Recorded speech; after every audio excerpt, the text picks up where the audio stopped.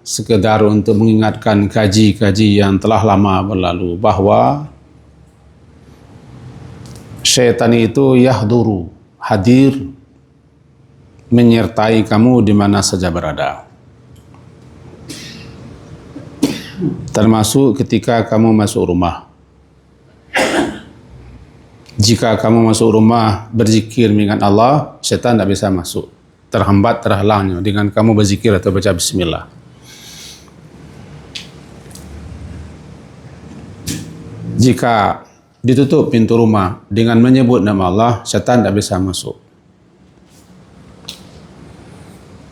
Jika bejana-bejana, wadah-wadah, tampek-tampek di mana air atau makanan kita tutup dengan menyebut nama Allah, maka syaitan tidak bisa masuk ke situ. Seperti sambal-sambal, periuk-periuk, ditutup dengan tuduhan saji, songkok. Kalau tidak disebut nama Allah, syaitan bisa masuk. Apabila kamu makan malam, tidak kamu sebut nama Allah, syaitan makan bersamamu. Apabila engkau tidur, juga tidak berzikir dan tidak menyebut nama Allah, syaitan tidur bersamamu. Apabila salah seorang kamu berhubungan badan, berjima, jika juga tidak menyebut nama Allah dan berdoa kepada Allah daripada syaitan, maka syaitan ikut serta dalam hubungan itu. Itu hadis sahih. Hadis riwayat Imam Muslim. Dan syaitan setiap malam akan mengikatkan di tengkuk setiap kita 3 ikatan. Itu ikatan sihirnya. Setan itu kan sihir. Manusia bisa pun melakukan sihir karena ajaran setan. Yang dijalankan oleh setan untuk menghambat, menghalangi manusia bangun. Termasuk bangun pagi.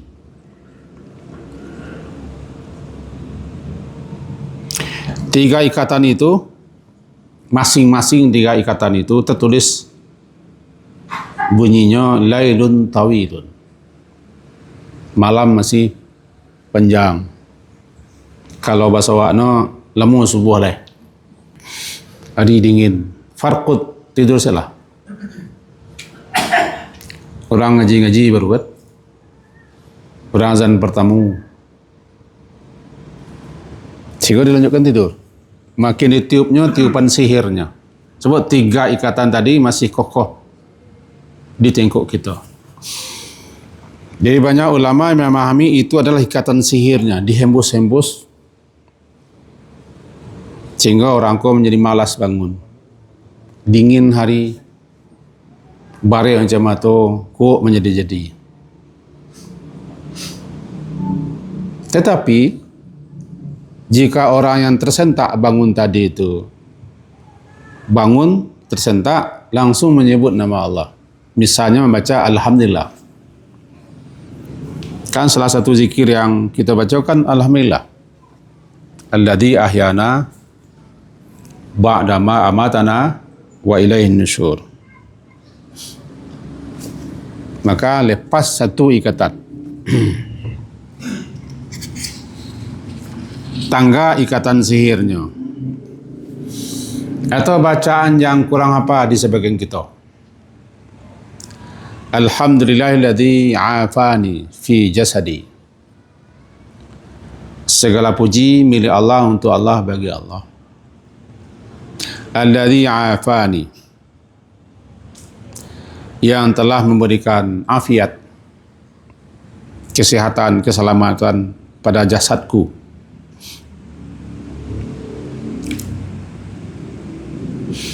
Warada alayya ruhi,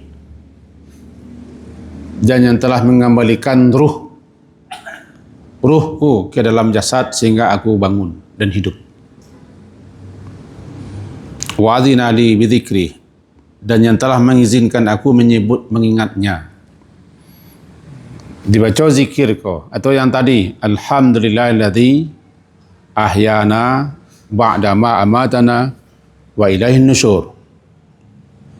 Tangga satu ikatan.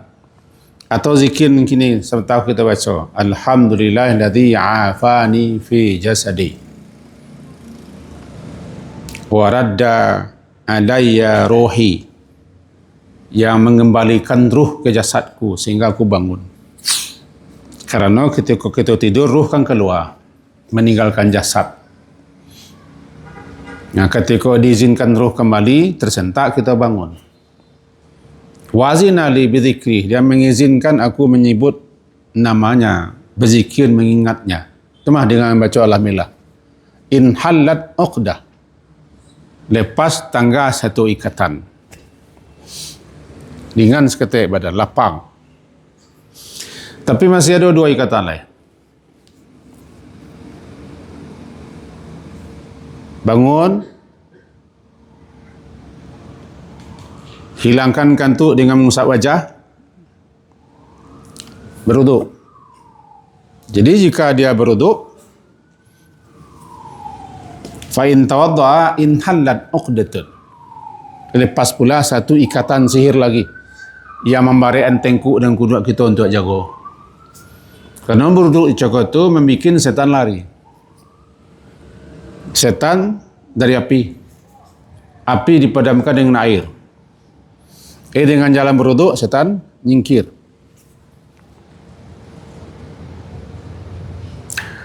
Bahkan dalam satu riwayat, kita disuruh dulu melangsing 3 kali. Melangsing itu bahasa malasi. Karena setan bermalam di liang hidung. Setan suka menginap, bersembunyi, berada di liang-liang, di lubang-lubang yang kotor, yang gelap, yang pengap, yang bau. Salah satu anggota tubuh kita yang terbuka adalah hidung. Bermalam situ. Nah, untuk melepaskan, menghilangkan pengaruh setan, kita disuruh melangsing 3 kali. Sebagian ulama menyatakan ketika bangun tidur, yang lain mengatakan ketika masuk ke tempat beruduk, sebelum beruduk melangsing dulu 3 kali. Yang lain mengatakan ketika beruduk melangsing. Yang penting melangsing. Kalau tidak, barik. Dalam sebuah hadis, orang yang tidur panjang, pulas lalok, lama laloknya, makin menjadi, makin dangkitnya selimut kata, dzaka rajulun. Itu adalah laki-laki atau orang yang balas syaitan fi uzunai. Telinganya dikencingi setan kedua-duanya. Hadis Bukhari nomor 3270. Dzaka rajulun bala asyaitanu fi uzunai. Telinganya kedua-duanya dikencingi setan.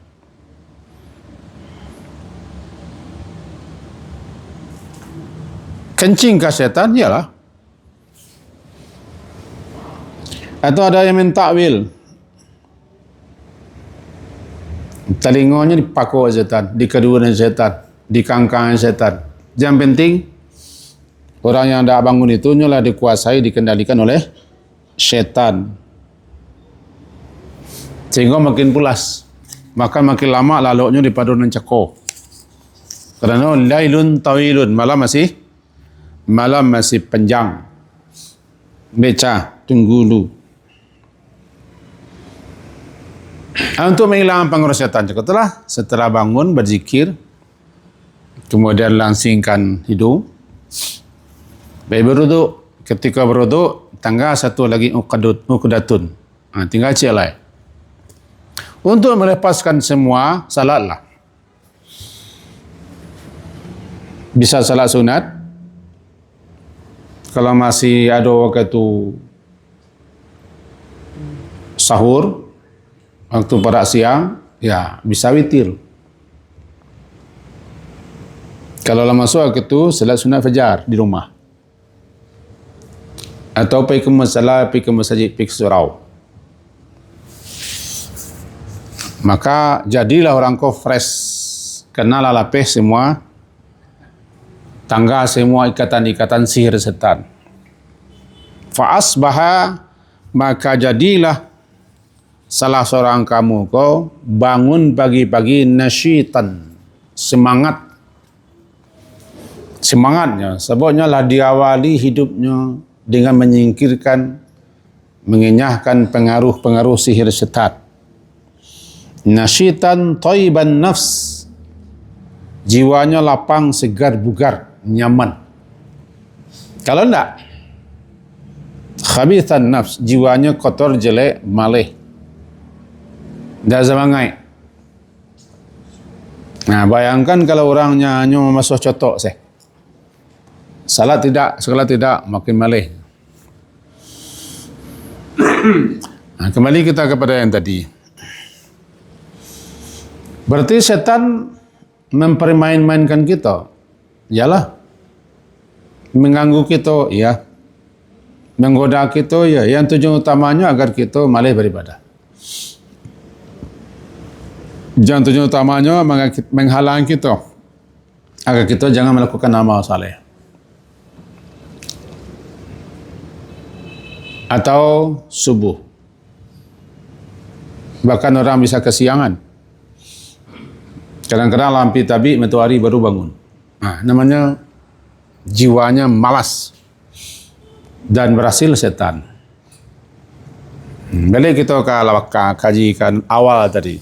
Berarti ketika tidur kan kita disuruh membaca minimal Bismikallahumma ahya wa amut. Atau dibalik Bismikallahumma amutu wa ahya. Kedua-duanya boleh. Sama-sama hadisnya dari kalimah Bukhari. Cuma yang populer kita kan Bismikallahumma ahya wa amut. Jadi kalau terdengar atau ada orang baca Bismikallahumma amutu wa ahya, jangan disalahkan.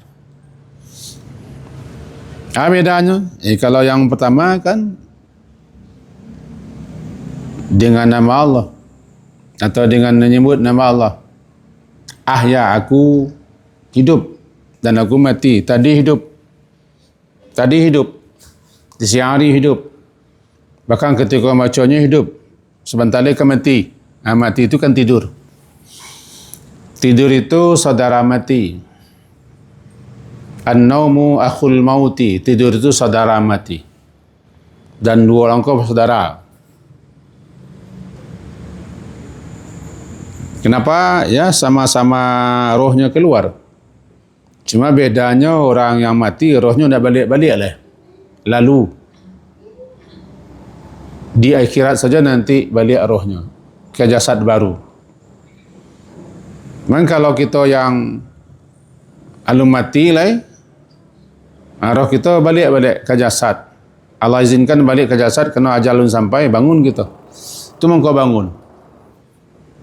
Itu makanya tadi diawali dengan radda alayya rohi, yang telah mengembalikan dan mengizinkan kembali ruh masuk jasadku sehingga aku tersentak bangun.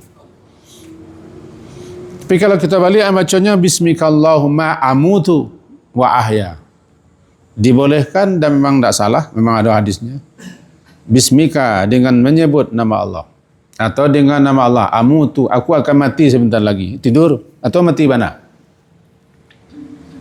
Wa ahya, dan aku akan hidup besok jika diizinkannya, sehingga aku terbangun, terjaga, tersentak besok. Kedua-duanya boleh. Cuma kalau kita tidak biasa baca, beko gelentong pentong lidah awak, anak biasa salah. Apa yang biasa? Bismikallahumma ahya wa amut. Cuba dibalik. Agak ya bagi yang tak biasa itu payahnya. Bismikallahumma amutu wa ahya. Itu paling tidak kita baca. Kalau dapat nampak